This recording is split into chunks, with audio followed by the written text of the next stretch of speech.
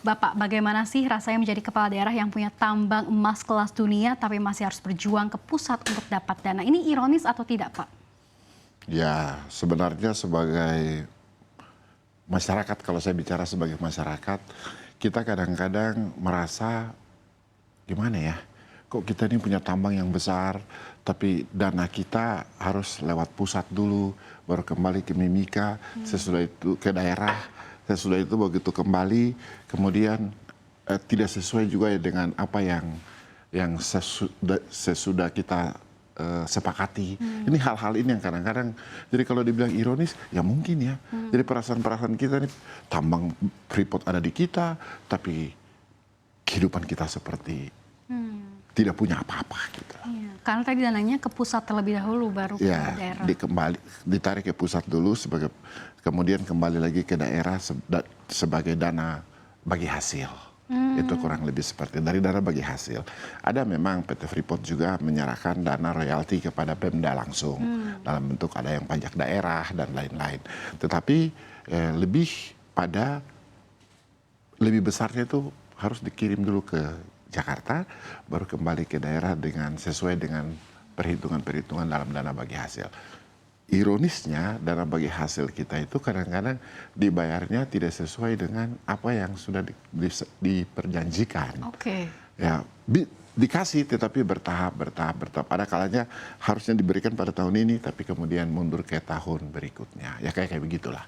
Jadi kami di daerah kadang-kadang dalam rangka menghitung APBD kita, akhirnya kita kadang-kadang berasumsi. Itu kurang lebih, karena kita tidak pasti nih, ini datang apa enggak nih. Kurang lebih seperti itu. Karena tadi dana bagi hasil sendiri memang dirasa tidak dikirimkan sesuai tepat waktu dan mungkin kurang adil begitu ya pembagiannya. Iya, kalau kurang adil sih karena kita sudah sepakati. Tetapi terkadang kita merasa bahwa kenapa sih harusnya kita dapat segini tapi kok jadi kecil. Tapi itu memang perjanjian yang sudah kita sepakati sebelumnya. Jadi kita sekarang hanya menjalankan apa yang telah disepakati oleh pemerintah pusat. Saya kira begitu. Oke, baik. Nah, Pak Bupati, di tahun 2024 ini kan Mimika juga sempat menargetkan PAD sebesar 6,6 triliun rupiah. Dan itu kan cukup besar begitu ya Pak ya untuk daerah. Tapi kenyataannya memang sebagian besar masih ditopang oleh Freeport. Ini apakah mencerminkan ketimpangan struktur ekonomi daerah? Ya, saya koreksi, bukan PAD tetapi APBD. Oke. Jadi APBD kita 6,6 triliun. Kalau PAD-nya kita tidak banyak. Tapi 80% dari 6,6 triliun yang kita sepakati itu berasal dari tambang, yaitu PT Freeport Indonesia. Apakah ini mencerminkan ada ketimpangan struktur daerah? Sangat terasa bahwa PAD kita ini tidak terlalu besar. Kita lebih banyak di Freeport yang memberikan kita. Nah, memang salah satu yang harus kita buat di daerah adalah bagaimana kita meningkatkan PAD kita, pendapatan asli daerah, untuk bisa seimbang dengan katakanlah dengan Freeport. Mungkin belum, tetapi paling tidak dalam bidang apa saja di berbagai sektor. Persoalannya adalah bahwa kadang kita tidak bisa mengurus seperti itu karena semua harus lewat Jakarta. Izinnya harus lewat Jakarta. Jadi kadang-kadang kita ini tidak bisa buat apa-apa di daerah, terutama di daerah kabupaten. Oke, mungkin boleh di-spill ke kami PAD sebetulnya berapa sih Pak? Dan ini kan Bapak baru dilantik. Kira-kira apa yang akan Bapak lakukan untuk meningkatkan PAD ini? Oke, sekarang memang kita lagi kejar terkait dengan pariwisata, ikan. Ya, hasil kita ini ikan cukup besar sebenarnya. Potensi ikan di Mimika itu sangat tinggi. Tetapi dia hampir sama dengan hasil tambang dunia di PT Freeport Indonesia. Cuman kita tidak bisa kelola dengan maksimal. Kenapa? Karena regulasinya semua dari pusat. Itu persoalan kita. Sehingga kita hanya, ya istilahnya receh-receh lah yang kita bisa lakukan. Regulasi apa Pak yang sulit? Jadi begini, regulasi. Jadi begini,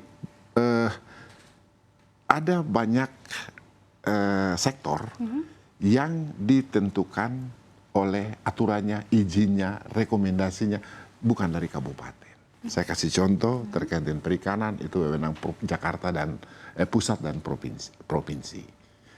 Kemudian kami diberikan kewenangan tapi hanya batas 4 mil. Satu. Yang kedua, contoh pertambangan. kehutanan, ya seperti itu ya. Oke. Itu kita kaget-kaget saja, tiba-tiba ada perusahaan tambang yang beroperasi di kabupaten kita, atau perusahaan kayu yang dioperasikan di kita. Kita tidak tahu apa-apa, dan kita tidak dikasih kewenangan juga banyak untuk mendapatkan PAD dari situ. Itu persoalan kita sekarang. Oke. Ya, itu yang membuat kita kadang-kadang di daerah ini merasa kenapa sih kok semua perizinannya kan harus dari pusat. Terus kami ini otonominya seperti apa sih kita saat ini? Kurang lebih seperti itu. Jadi Oke, ini kan dulu alasan pusat adalah agar tidak ada mungkin raja-raja kecil di daerah. Nah, ini kira-kira bagaimana dengan adanya banyak kewenangan yang ditarik ke pusat, ini apakah bisa lebih cepatkah atau lebih lama justru? lebih lambat justru. Lebih lama. Jadi gini, Mbak Sania, sekarang kita kan desentralisasi. Semangat otonomi ini kan adalah desentralisasi. Semangatnya ini. Ya. Oke. Sekarang kalau semua kewenangan dipindahkan ke pusat, maka kita di daerah bagaimana nih? Kita tidak tahu apa-apa terkait apa yang yang kita tahu di daerah. Ini daerah kita loh. Tambang ada di daerah kita, hutan ada di daerah kita, ikan ada di daerah kita. Ya. Tetapi pengusaha, investor masuk, segala macam yang harus mau berusaha di sana, itu tidak ada. Sebenarnya kita harus diberikan kewenangan. Paling tidak rekomendasi. Orang datang mau minta izin, rekomendasi dari Pemda dong, kabupaten. Sesudah itu baru ke provinsi dan ke pusat. Kadang-kadang kita nggak tahu. Yang terjadi sama di Kabupaten Mimika sekarang, saya lihat banyak sekali hutan saya ditebas. Kayu-kayu habis.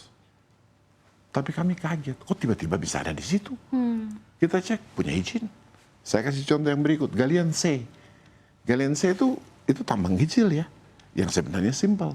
Ya. Kami di daerah punya peraturan daerah contoh, bahwa tidak boleh ada galian C di titik ini. Semua galian C harus ambil dari titik ini. Ya. Oke. Tetapi tiba-tiba orang datang gali di sini, gali di sini, gali di sini. Kita cek kenapa? Oh ternyata ada izinnya. Kita mau cut, ternyata ada Sudah izinnya. tidak bisa. Nah sekarang kita mau cut bagaimana? Izin yang diberikan tidak sesuai dengan peraturan daerah kita di kabupaten. Karena mereka dari pusat, dari provinsi dan pusat ini memberikan kewenangan, mereka memberikan perizinan kepada mereka ini tanpa tahu apa yang ada di sini, apalagi di daerah. Apalagi sekarang dengan adanya perizinan yang bisa melalui online. Dia tidak tahu fisiknya, ya melalui OSS katakanlah demikian. Dia tidak tahu fisiknya, dia tidak tahu daerahnya, tapi tiba-tiba izinnya sudah keluar. Ya seakan-akan daerah sekarang hanya penonton Ya saja. kita jadi nonton. Saya sekarang mau halangi, dimarahin sama mereka. Saya perintahkan Satpol PP untuk tutup itu. Mereka marah, ini kami punya izin Pak. Nah tapi izin ini tidak sesuai dengan peraturan daerah. Salah satunya terpaksa kita harus minta ke Provinsi atau Jakarta untuk bisa menutup. Karena apa yang terjadi? Lingkungan hidup rusak. Kan lingkungannya kan di daerah kita ini. Ya kan Pak? Di daerah kita yang ngerasain ini. Sesudah lingkungan rusak, segala macam rusak, bisa menimbulkan banjir, bisa menimbulkan segala macam, belum muncul lagi kolam-kolam yang kemudian mengakibatkan jentik-jentik nyamuk, membuat orang tidak sehat karena malaria. Ini kondisi kita sebenarnya.